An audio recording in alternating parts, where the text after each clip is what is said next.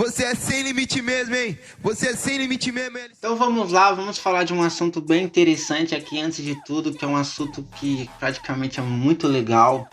É um assunto que me ajudou bastante em chegar nossas músicas com os ouvidos, podemos dizer assim.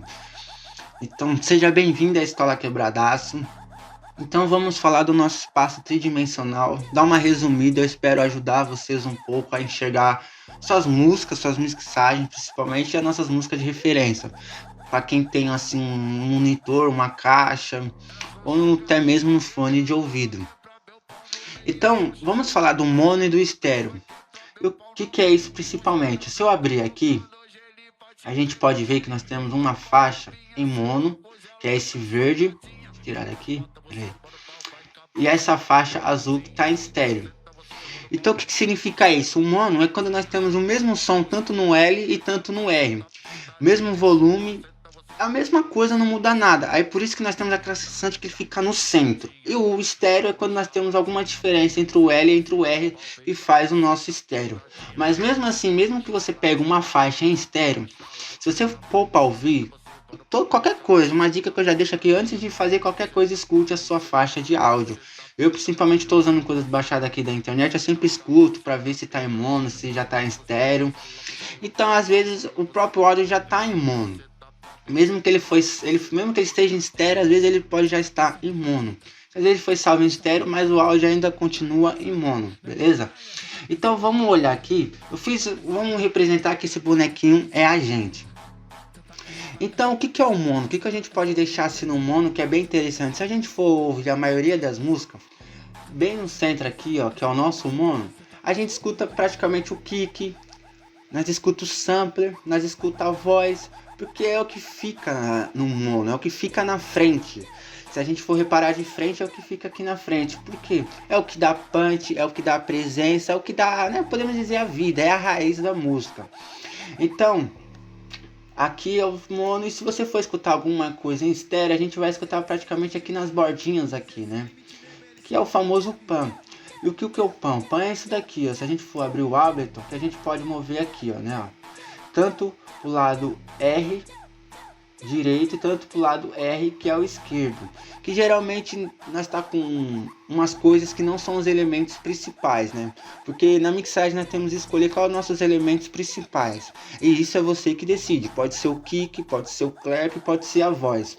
Então, quando nós temos alguma melodia, algumas coisas, instrumentos secundários ali, nós geralmente move no pan para não ficar no meio, né? Para desembolar. Às vezes o pan já é uma técnica para desembolar, para tirar ali do centro, né? Para tirar da voz, para tirar do kick ou do clap. Então nós movimenta assim pro lado pro pan assim, ó, por exemplo aqui, ó.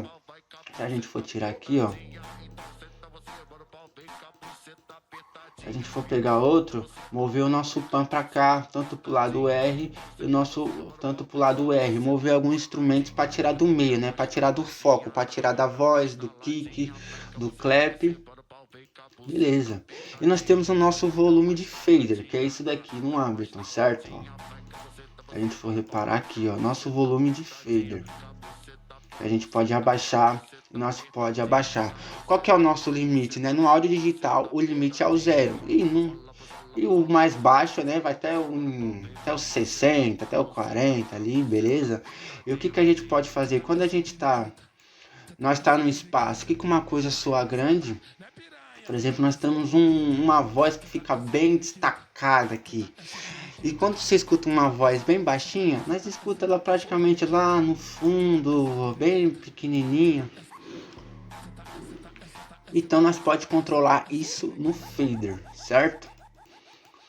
E agora vamos falar dos nossos elementos graves e dos nossos elementos agudos.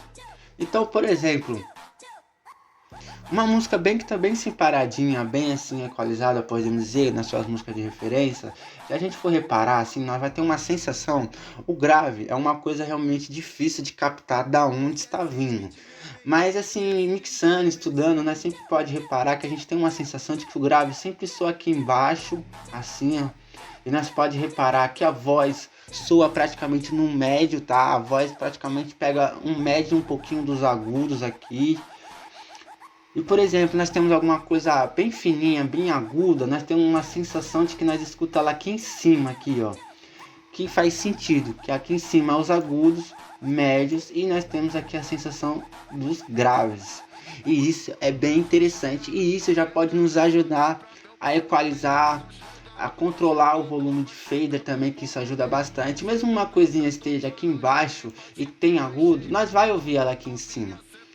Então isso é bem interessante. E uma coisa que a gente pode destacar bastante é o equalizador. Se nós temos bastante grave não, se nós temos uma coisa bem aguda, porque o agudo é o que vai dar presença. E se a gente cortar os agudos, nós vai ter uma sensação, uma ilusão de que ele ficou lá no fundo.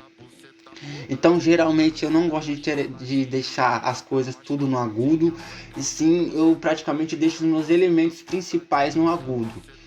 Por exemplo, um sampler e eu tenho uma voz. Qual que você vai escolher? Qual que você vai sacrificar primeiramente?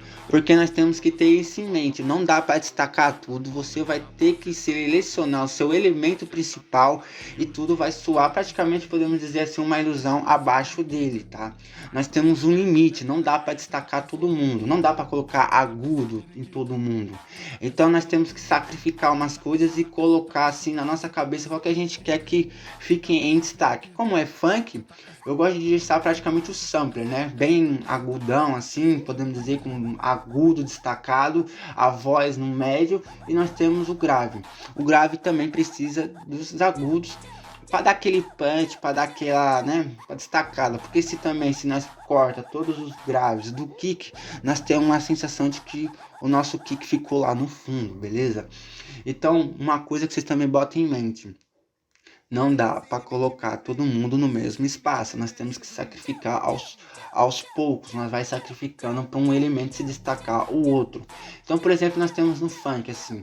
Então, eu destaco o clap, depois o kick e depois eu penso na voz assim. E isso a gente vai controlando no fader, no equalizador. E o pan é os nossos elementos secundários ali que a gente pode movimentar tanto para a esquerda, tanto para a direita.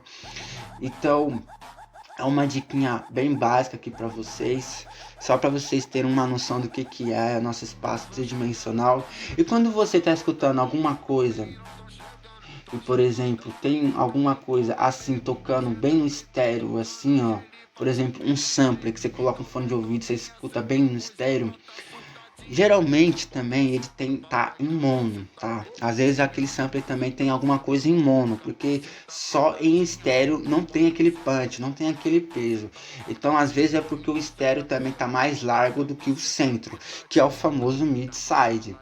Você vai reparar bastante o mid-side. O mid-side é uma técnica que também a gente pode usar como uma ferramenta a mais, né? E isso eu vou mostrar aqui um pouquinho na prática para vocês numa aula, é só para vocês terem uma ideia de como funciona. Valeu? É nóis!